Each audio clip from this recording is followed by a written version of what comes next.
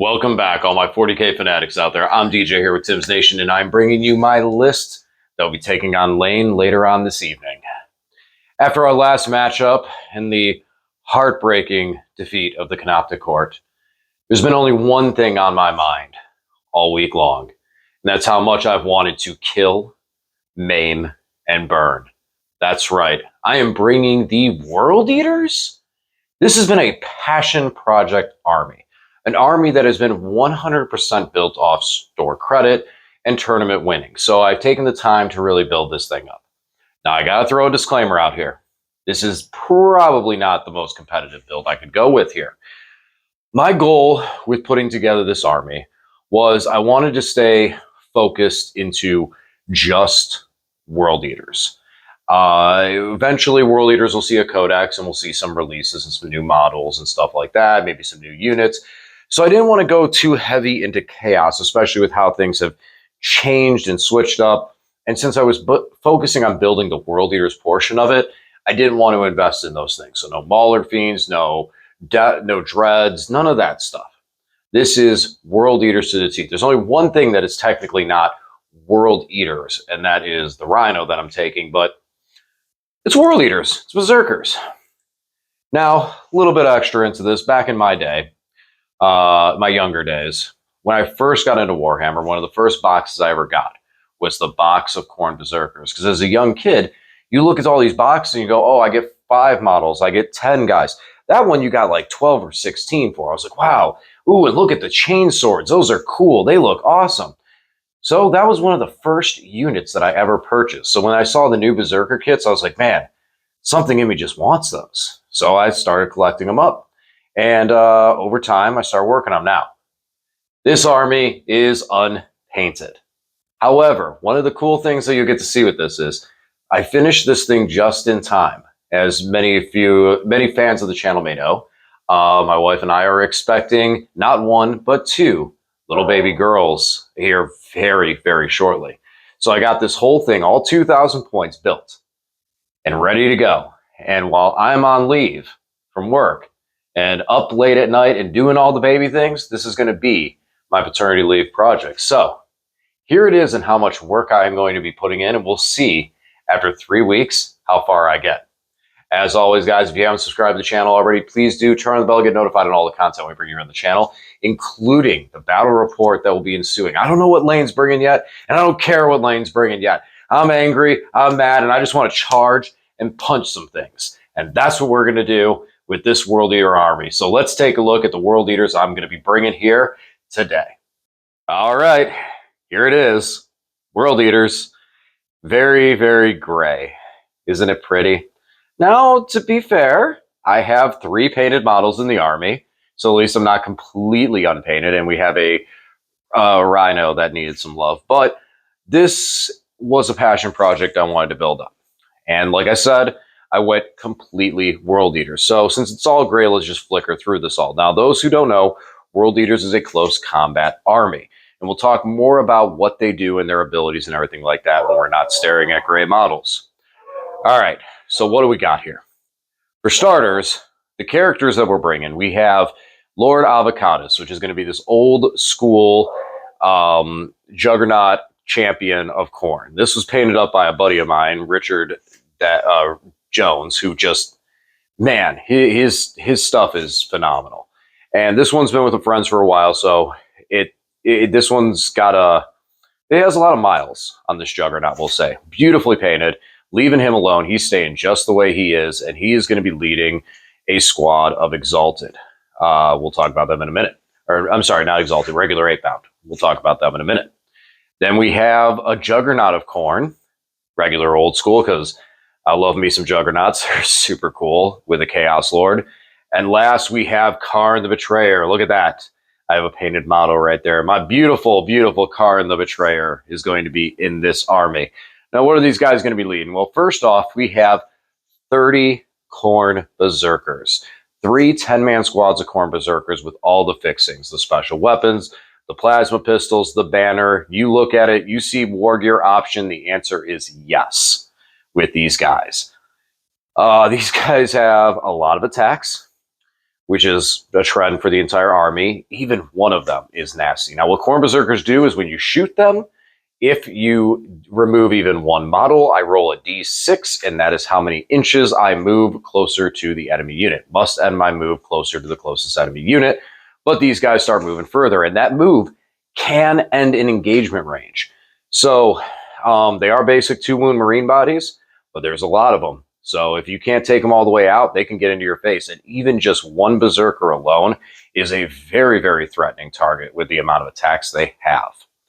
I believe 4 attacks apiece. Might be wrong on that one, but I believe it's 4 attacks apiece on the basic Berserker. On top of the fact that this army has +1 charge, +1 strength on the charge. I'm sorry, +1 attack, +1 strength on the charge. One Berserker can still wreck. So Karn is going to be leading one squad of Berserkers, and they're going to go into a Rhino.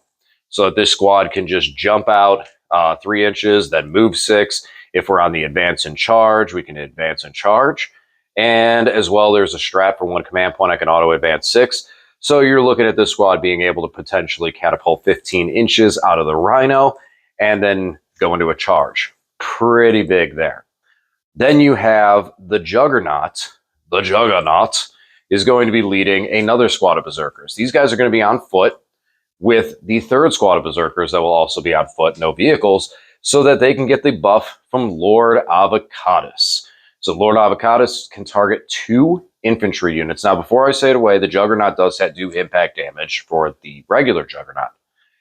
Avocatus targets 2 infantry units and gives them scout moves. Now, he himself has a scout move, but that doesn't confer to his squad. He could give it to his squad, but it doesn't give it initially. So I decided to put him with 6 8-bound. The 8-bound have a scout move inherently.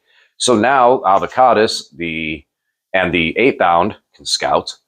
2 squads of Berserkers on foot can scout, giving me a lot of more forward pressure. Now, the 8-bound that we're talking about now, these guys also have a bunch of attacks. 6 attacks apiece. Now, the champion has Lacerators, which have fully 4 attacks. Oh my, so sad. But they're strength 9 for 3 damage. Where the Eviscerators are 1 damage weapons, I believe. Now, like I said, I'm learning this army. 1 damage, I believe. They are still a lot of attacks, and combined with all the different World Eater buffs, they're very strong. And speaking of World Eater buffs, these guys are a unit that I'd actually wouldn't mind losing one of real early, because then I can spread them out further, and their buff is for all World Eaters units to give them additional a bonus to all World Eater units within 6 inches. It is an aura effect. I have to look that up and again in a second, but I don't have that right in front of me. I believe it's +1 to hit, if I'm not mistaken. Moving over, we also have 3 of the Exalted 8-bound. These guys have Deep Strike. They start with a Feel No Pain 6-up, so when I get the Feel No Pain buff, they'll have Feel No Pain 5-up. They have Deep Strike. I'm probably going to Deep Strike these guys just so that they can get across the field faster. They do have a good move, but I want them there even quicker. Next up, we have 3 10-man squads of the Jackals. Jackals are our cultists. Out of World Eaters, they can fight decently. Like, in comparison to what other basic cheap troops can do, they fight not so bad. Combined with the fact that they can still get the Feel No Pain from World Eaters and all the other World Eater buffs, they're not terrible, but that's not what you're taking them for. These guys do have sticky objectives. And on top of that, also come with a banner. The banners, which I've been talking about with the Berserkers and these guys, all allow me to re-roll 1 dice when I'm rolling my Blessing of Khorne at the beginning of the battle round, as long as they're within range of an objective marker, not separate objective markers. So as long as that banner's near an objective marker, that's a reroll. Doesn't have to be different than another one. Last and surely not least, we do have Big Daddy Angron here. And he's painted. Look at that. See, I did some work. I got Angron, and I spent a very, very, very long time painting this model in pieces, mind you, which was typical because I kept wanting to put them together and just look at this beast. And, 5 different shades of bronze on that armor. Oh my, oh my. I didn't even realize there was that many colors of gold and bronze to use on that armor. Mostly gold, though. So Angron is a absolute machine. For those of you who don't know, he is a Primarch with a 2-up, 4-up. He's toughness 11. He has 16 wounds. He has all sorts of little aura buff effects that all buff combat to be able to go +1 to charge rolls, re-rolling hits, stuff like that for World Eaters units. But the best part about this guy is not just the fact that he hits like a truck, not the fact that he can fly and just arc across the field and just run into someone's face, especially on advance and charge. No, no, no. The best part about him is when he dies, when you go to make that Blessing of Khorne roll, if you roll 3 6s and decide to spend them that way, you can bring him back to life. And how does that work? He comes back with full wounds in strategic reserve. And of course, he can deep strike. So your opponent just spent so much time taking him down, and they finally can breathe a sigh of relief that he's gone. And you roll 3 6s, and suddenly he's back, full health, and trying to land a 9-inch charge, which, mind you, one of his own buffs gives you +1 charge, so he can come out of deep strike and have an 8-inch charge off this guy going into something in combat. Yeah, Angron is mean. Okay, so that's the army. Yes, I know. It's unpainted. It's very ugly. It's not aesthetically pleasing. But this is an evolution. You know, you get your Pokemon and maybe you don't like it so much. And then when it gets older and it evolves, you got a really cool thing like a Charizard or something. I don't know. Yeah, that's the reference I'm going with. But this has been a passion project. And it'll be cool to kind of see. It's like, oh, 3 weeks later, how far I can get with this thing and how much I can get done. All in all, I know that there may be some more competitive builds, but I want to just focus primarily on just World Eater units and using the Khorne Berserkers. I've had a couple suggestions already that I probably need more Rhinos into it. Maybe I do have everything covered in a scout move, so we'll see how that works. The 8-bound, I'm probably a little light on how many Exalted 8-bound I have for how good they are, but I do have 74 bodies in this army. Granted, 30 of them are cultists, so how strong can you really say that is? Especially when you go and like, well, what about late game? You look at the late game factor, units that are kind of straggling around late game can still pick up my Jackals pretty easily, so it's not that great. Now, we do have Angron, which Angron to me is one of the staples right now of World Eaters out of the index. Last edition, we were looking at, it was you either ran an Angron build or you ran an Avocatus build. And Avocatus was stronger, all around stronger. Now you can run them both. So it feels like that Angron is just a staple. He's probably the most powerful piece in the army. And I know that some people say, oh, this, oh, that. I'm just going to come out straight and say it. Angron's the most powerful piece. You have something that is just absolutely unkillable, basically, that can, even if they take out your banners and all the other stuff, you can still roll a natural 3 6s and bring them back. So, and then he just deep strikes in and charges and just can keep wrecking things. Now, that's not how the game is won. The game is won by scoring points. With this list, I probably will be going on to cleanse and engage on all fronts, letting the Jackals complete the cleanse while the rest of my army is trying to push forward with engage on all fronts. Very fast army, so it's going to be just push everything into my opponent's face and keep moving, especially Angron. You figure I have 4 units that can scout and move very quickly, with Angron being very fast, and the 8-bound and the Berserkers being able to scout, plus a Berserker unit coming out of a Rhino can be number 5. We do have a lot of very fast early hits. We go first, we have a lot of fast hits. We go second, hopefully use the terrain to cover us a bit. We'll probably get hit a bit, but if our opponent moves too close, we can correct him real fast. Angron is a monster to have to deal with at a 2-up, 4-up invuln, and so that's going to be tough. Now, how the army rule works, as I've mentioned a couple of times, if you don't already know, they have the Blessing of Khorne. So the Blessing of Khorne is a rule that at the beginning of the battle round, not the command phase, battle round, which is important for this, you roll 8 dice. Those, because number of corn, you roll 8 dice. Now, because of what you roll, you can then spend those dice to activate abilities. For example, any 2 doubles that you roll, you can spend them to have an increase to the Feel No Pain. You get a 6-up Feel No Pain, and if you already have a Feel No Pain, then it becomes a 5-up. Makes Exalted a little bit, makes the Exalted Ape out a little bit tougher in that aspect. There is an Advance in Charge as well that you can access into. You have boosts to, you can go +1 to wound, which is very nice into vehicles. You can increase your hits. You can even have Fight on Death as a very strong mechanic as well. And as the abilities get better, the more difficulty of what you need to spend. Down to, and some of them work in a sense of, it's like you can have one of them is like 2 4-ups or any triple. So if you have triple 1s, you can spend that on the ability, or you can do double 4-up. Now, the way the banners work is, as long as they're within a range of an objective marker, you can pick any one of those dice to re-roll.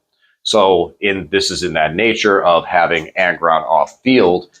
Instead, if Angron dies and you have that ability, so this is why running Angron I personally think running Angron into your opponent quickly, early, is a very, very valuable thing to do. Since even if you lose him, you're at the point that you have the most banners to be able to re-roll it. I have 6 in my army. So on an initial dice roll right here, I know you can't really see it, but these 2 dice here are already 6s. So that's 2 of them, where I then have 6 dice less. Now, obviously, I'm assuming that all 6 units are having up guy on a banner, but now I can re-roll these 6, and there we go. All I need was that 1/6, sorry. And now Angron's coming back, and then here are my 2 doubles for a Feel No Pain. And actually these are 2 triples, so I can go into the Advance in Charge if that's what it was. I can't fully remember them all offhand, but that's how the mechanic works, and that's how easy it is to bring Angron back. Able to do that on camera, just Angron's back. So it's reliable enough, even though you're looking for 3 6s, it's still reliable enough to be that threatening to bring him back. Now, yes, obviously there's times he won't. But then there's times where your opponent has no banners and he just rolls a natural 3 6s and he comes back. It's super, super, super threatening. And I wonder, I know why in lore why he does it is because he is the fastest demon to resurrect. I think that in real time Warhammer, it's 6 months, 6 days, 6 hours that it takes. And after 6 months, 6 days, 6 hours, he's reborn. So I guess in the time frame of a war between a turn, that's how much time passes by. I don't know. But that is, I think that's the lore behind it. He's the fastest one to be able to be reborn, where the other ones can take a much, much longer time when they're banished back to the warp. So that's going to be it.